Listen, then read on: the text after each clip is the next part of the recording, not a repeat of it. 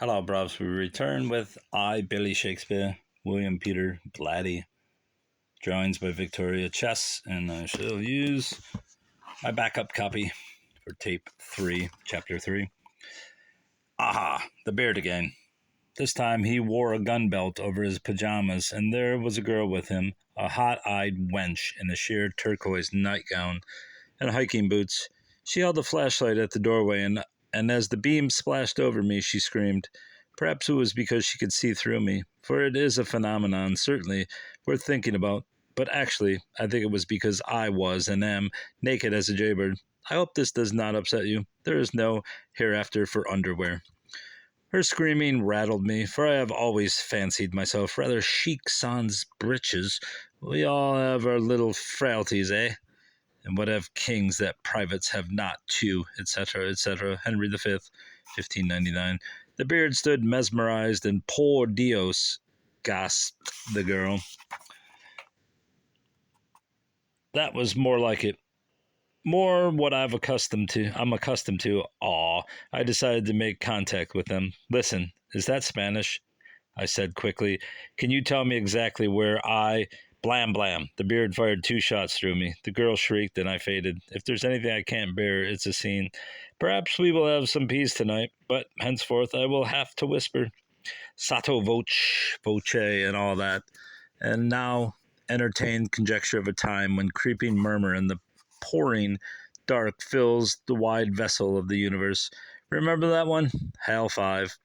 Has nothing at all to do with what I was going to say. I merely felt like saying it out loud. Sheer loveliness needs no context, right? And that line, friend, is lovely. Then in 1601 I wrote, and then, they say, no spirit can walk abroad, aboard either. The nights are wholesome, then no planet strike, nor fairy takes, nor witch hath power to charm, so hallowed and gracious is the time. Know what I did after I wrote that speech? I hugged myself. Getting back to spirits walking abroad. Where were we? Ah, yes, the abundance of erudition in my plays. For instance, how did I know so much about the War of the Roses? How could I even have sorted it out? All I studied was Latin, right? Pungent thinking there. Cause, in fact, I'm still not terribly sure about that particular series of plays. Judas Priest, I was working from a genealogy chart more complicated than War and Peace, or Wuthering Heights, or Hawaii. Incidentally, I once wrote a play in which a war is kicked off by a box of tennis balls, but 900 pages about a pineapple? Heh, erudition. Look, what if a producer were to hand a Hollywood writer a copy of 7 Pillars of Wisdom? By the way, you think Marlowe is queen of the hereafter? Wait till I tell you about the new boy, and tell him to come up with a screenplay based on that work. By your chop logic, and if you were descended from Mars and had just seen the picture, would you be forced to assume that the scenarist had either spent several years in Arabia or been a serious student of Arab history in order to have seemed so effortlessly conversant with his subjects? Well, it wasn't that way at all. The writer gleaned his erudition from the source, the book, and I took my information, my settings, my facts from similar sources. I even lifted my plots from other sources. Plautus, Boccaccio, Plutarch and Gower, Holinshed's Chronicle, History of England, Scotland, and Ireland, Romeo and Juliet, I lifted from a poem, and Lear, Hamlet, Taming of the Shrew, As You Like It, and The Merchant of Venice were adaptations of prior plays with most of the erudition built in. I understand that you call this process research. We call it plagiarism. A rose by any other name, etc. Romeo and Juliet. Benny didn't work that way. He also had no seacoasts in Bohemia. But then Benny was writing for posterity, whereas I was writing for coin of the realm. Does that shock you, you pious bugs, you nauseating hypocrites? Does that shock you? Why, I rarely even had any choice as to the selection of my material. Really rocks you, doesn't it? That maybe I didn't want to write Hamlet, that maybe I hated the idea of Othello. What if I told you, for instance, that I wrote one play because Liz ordered me to do one where the fat boy gets the lead and he falls in love? Well, it's true, you fungus, it's true. Merry Wives of Windsor, and when it wasn't Liz bugging me, it was the theater owners with Billy Baby. A little Seneca this time. This town's in an ugly mood. Let's do the mistaken identity bit again, Shrove Tuesday. It's always big before Lent. And everything always in a hurry. That's why I lifted my plots and characters. Who had time for originals? Only the BM twins, Bacon and Marlowe, the college playboys, the amateurs, Oxford, rah. Well, my group, the Chamberlain players, had 84% fewer originals. You think we were playing games? We were making a living, dummy. A living. The big money was in acting, not writing. Benny and I both started out as actors, but the moment he sold his first play, Benny gave it up. Not I. I acted to the very end. I needed heavy cash for my real estate investments, but you couldn't very well make money acting without plays. Fatheads, and we burned up material faster than your television. If a new play got 6 performances in the year, it was a smash. So I cranked out material like summer lightning in an age when Benny was ribbed for taking as long as 5 weeks on one play. Naturally, my haste produced several unintended comedies of errors. But aren't you glad, you wise armadillos, you modernist scholars, you have made your reputations trying to find sense in my nonsense, purpose in my blunders? What cosmic meanings you've spied in my lapses of memory. My God, now and then I'd even lose track of a character's name, and you should see the learned papers that have sprouted from that. Yes, I made mistakes. I am not God. G.B. Shaw is God. Like to hear a great moment from my first draft of Hamlet? I was getting it ready for the roadshow, your borscht circuit, I believe, when they gave me a week to finish it. Are you ready for the great soliloquy? Pretend it's a style test. See if you can identify the author. To be or not to be, there's the point. To die, to sleep, is that all? All, no. To sleep, to dream, marry. There it goes. Sorry, that's where I always break up. Tush, I must compose myself. Let us continue. For in that dream of death, when we awake, and borne before an everlasting judge, from whence no passenger ever returned, the undiscovered country at whose sight the happy smile and the accursed damned. Are you getting this? Can you believe it? Listen, I'm not making it up. I was making it up then, not now. But for this, the joyful hopes of this, who'd bear the scorns and flattery of the world, scorned by the right rich, the rich cursed of the poor, the widow being oppressed, the orphan wronged, the taste of hunger or a tyrant's reign, and thousand more calamities besides. And thousand more calamities besides. Look, would you excuse me for a moment? Whenever I get to that line, I have to go to the bathroom. Not really, of course, but the reflex is still there. I wrote in a hurry. Any doubt of that now? But Bacon, De Vere, and Marlowe never wrote in a hurry. They didn't have to. Bacon and De Vere were nobles, and Marlowe had outside income from spy biz. So I will take credit for both the fame and the blunders, If yes, paw the ground twice. Good show. Speaking of blunders, what Burbage and I could have done with the budget of Mutiny on the Bounty. Bounty? With Mutiny on the Bounty. How many millions was it? Know what Dickie and I would have done with it? We would have closed down the bloody globe and scattered like the autumn leaves to the islands of the south. Dick would have been free to come of age in Samoa, and I would have been free to write something meaningful.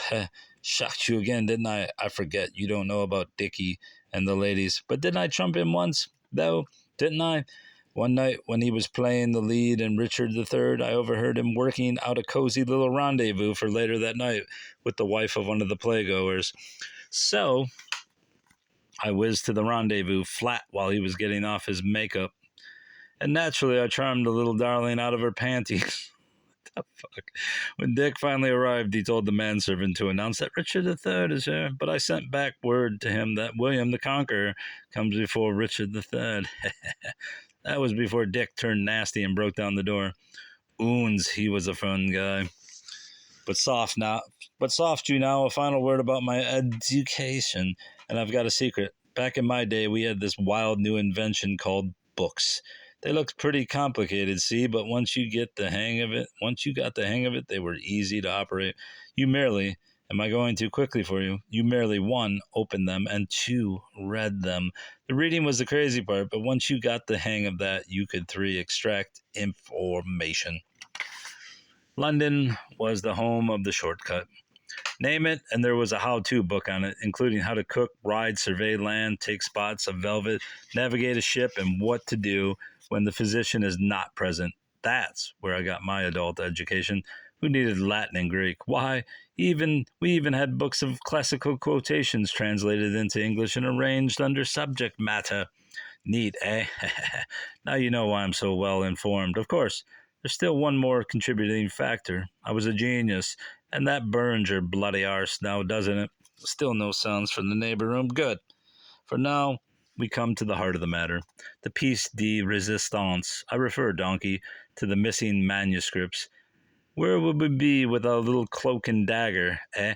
I mean, how could we survive? To play the game, you merely say, if Shakespeare wrote the plays, where are the original texts in his handwriting, text bearing his signature, and then your partner, stupid, number two, says, isn't it because they were hidden? I mean, isn't that why they've never turned up? And then the moderator, the Dauphin, says, precisely, and they were hidden because they are in either Bacon's or Marlowe's handwriting, and either of these distinguished gentlemen would have been so ashamed of that the tripe, they had turned out that they paid Shakespeare a lifetime annuity for taking the blame. That's how you play the game. But I have news for you. I know where the body is buried, where the manuscripts are hidden. They are not in Thomas Walsingham's tomb in Kent, with some fantastical dunce ripped apart in 1956. Which some fantastical dunce ripped apart in 1956, hoping to find text in Marlowe's handwriting. Nah, your Uncle Billy knows better than that. And soon you will know better, for I'm going to tell. Calmly now. This could lead to a crueler, more vicious squabble over rights than between the Lancasters and the Yorks. Ground rules must be established, and I hereby establish them. I hereby assign all grants, titles, and rights in and of the original Shakespearean text, hereafter referred to as the works, worldwide and in perpetuity, to the first man who lays his grubby hands on them. Now then, you bloody fortune hunter, first you must go to Stratford-on-Avon. Are you there? Excellent. But now you must proceed with the utmost caution. The place is infested with assassins and sappers from the Baconian Society, and should they sense your intent, they will slit you. Mark me. Have a care. Pretend, first of all, that you are a casual tourist. Spend a day or two wandering about the countryside or swilling in the pubs. On the evening of the third day, proceed to the Red Goose Tavern. Order the kidney pie and ale. Pure heaven. It will also give you the stomach for what must now be done, for you must proceed to the outer limits of guile in order to divert suspicion. The means, of course, are optional, but by way of example, if you happen to be an American, an excellent ploy would be to complain loudly and belligerently about the quality of the food, the temperature of the ale, and the inadequacy of the service.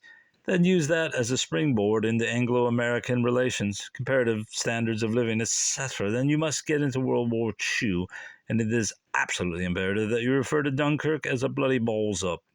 Try to manage this offhandedly as you are lifting your glass to your lips. Two phenomena will immediately transpire. The first of these is that several people in shaggy tweed will rise and ooze out of the pub. Do not be alarmed. These will be the Baconians abandoning you as above suspicion. The second phenomenon, however, may be cause for alarm after all. Several parties will stun you like an ox. When you have regained consciousness in the river Afton, rejoice. The plan is working. Now you may come and go freely. Still with me, boys? Good.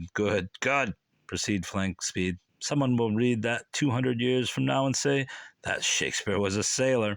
To my old house on Henley Street. Since lately it has become a tourist trap, your move will now the more certainly seem innocuous, in fact, purposeless to them. We'll fox them yet, lads, won't we? Won't we? Ha, of course. Spend the next 2 days wandering around my house. Ingratiate yourself with the custodian. £10 should do it. Then use wax and your native ingenuity to take an impression from the rear door lock. Should the custodian nab you, tell him you want it as a souvenir. He will chuckle inanely. If he does not chuckle, you are in serious trouble, but another tenor should handle it. Or am I no judge of the British character? A break from the monotony to London for the night, where you will have a key made from your wax impression, but back again to the house in Stratford the following morning. Test the key when you are satisfied that the custodian has not turned vicious, and change the lock on you. Return to your quarters and bide your time until nightfall. Under no circumstances return to the Red Goose. At 6, however, you slip out to any of the other pubs where I advise you to swill generously, although you should make an effort in the interest of prudence to slop most of it onto the floor. 2 hours of this should do. Leave. Wander along Henley Street pretending to be drunk. People will be rushing to the Shakespeare Memorial Theater, and no one will notice if you bumble silently into the alley into the back door of my house.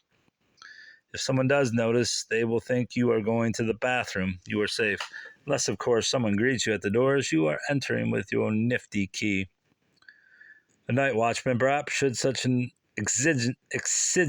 exigency arise, I strongly recommend that you fall to your knees, blubbering for mercy. However, the likelihood is remote. Upstairs, then, to my bedroom. Quickly, quickly. It is marked by a plaque on the door. Billy S. slept there.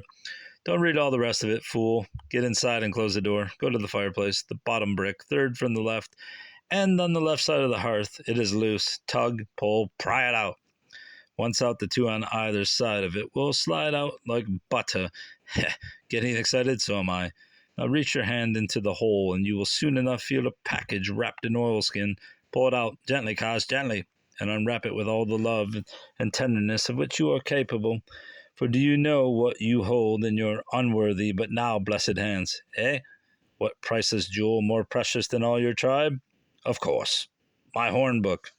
Note the arrangement of the letters. Phantom bard strikes again. Leprous goons, lavish warts. Why me? Why pick on me? Why not Webster, Johnson, or Decker?